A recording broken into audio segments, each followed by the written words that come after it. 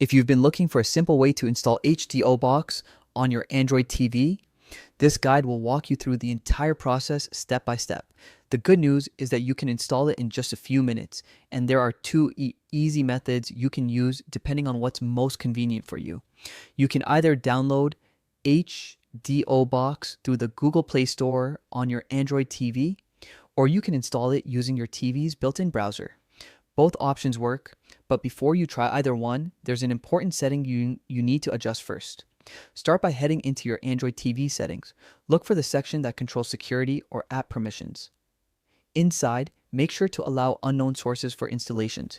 Enabling this will let your TV install apps from outside the Play Store without showing warnings or blocking the installation. Once that's turned on, you're ready to move forward. If you prefer using the Google Play Store, open it from your Android TV home screen and search for HDO Plus.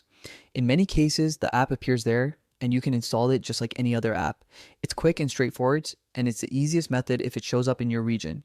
If it doesn't appear in the Play Store, the browser method works just as well. Open the browser on your Android TV and type in the website hdobxplus.com. You'll see the download page right away, and it usually gives you two version options, version 2.1 or version 1.6.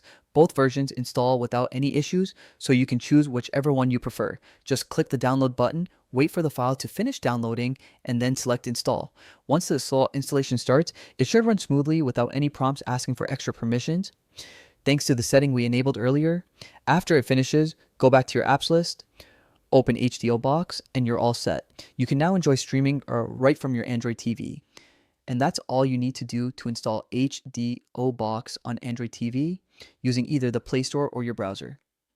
If this walkthrough helped you out, feel free to check out more simple tutorials just like this to make your streaming setup even easier.